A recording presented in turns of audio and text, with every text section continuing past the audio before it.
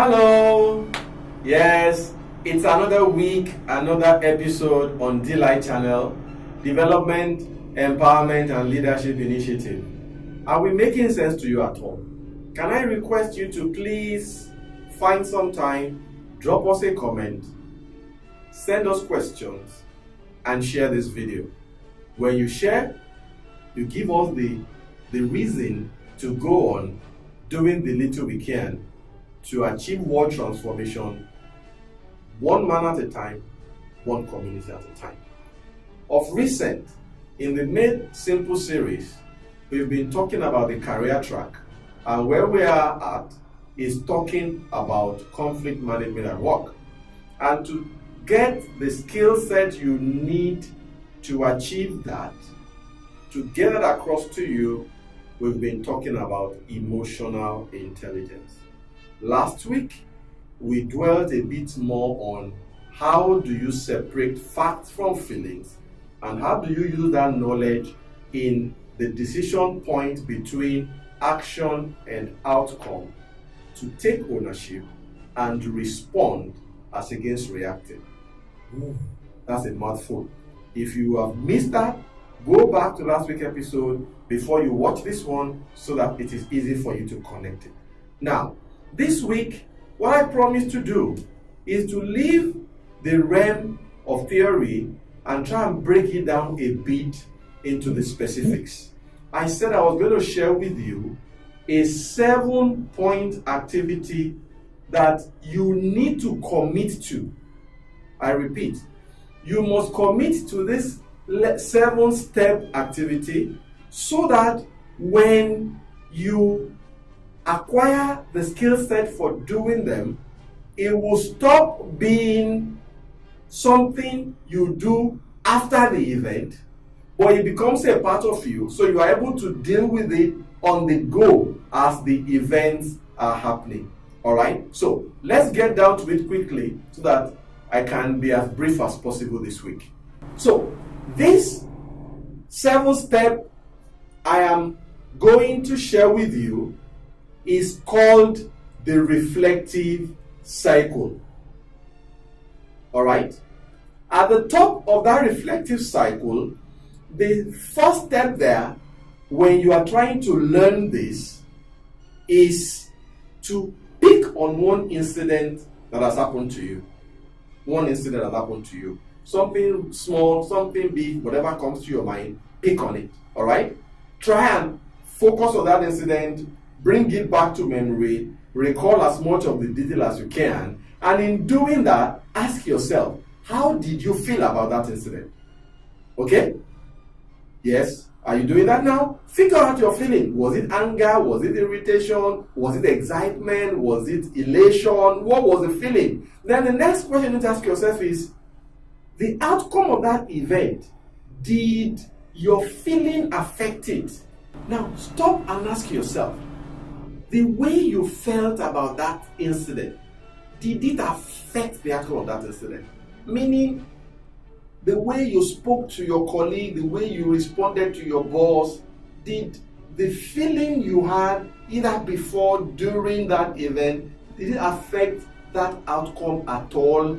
Now, one of the critical things for you to develop emotional intelligence is to be sincere with yourself. Remember, it's all you. Wherever you are, you are. So this is not a point to want to look nice or to want to pretend or to want to give a false image.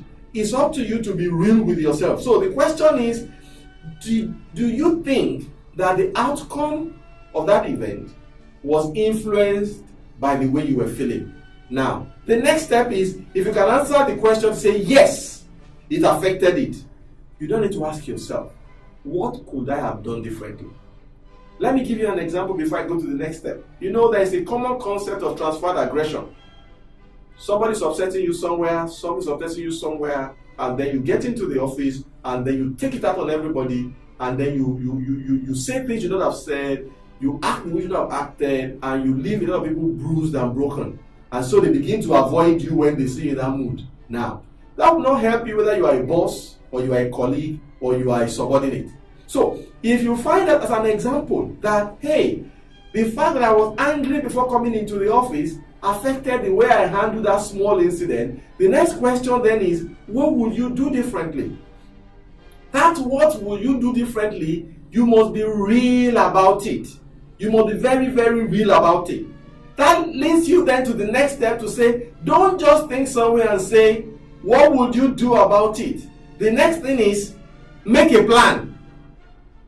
Make a plan. It could be as simple as, before I enter the office every day, I'm going to tell myself mentally, press the pause button.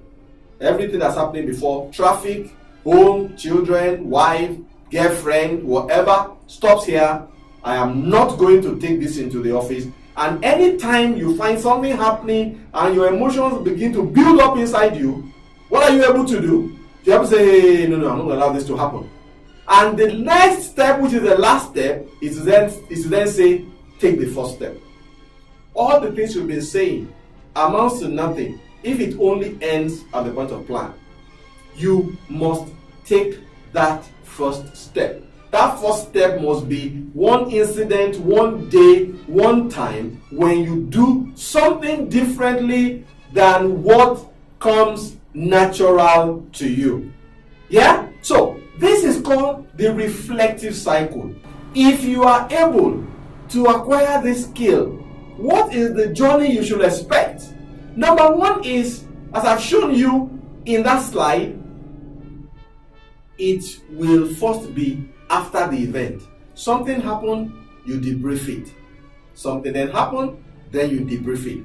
As you are debriefing, you are slowly developing new connections in your brain. I don't want to go into that in much detail, but you are forming new habits, forming new mindset.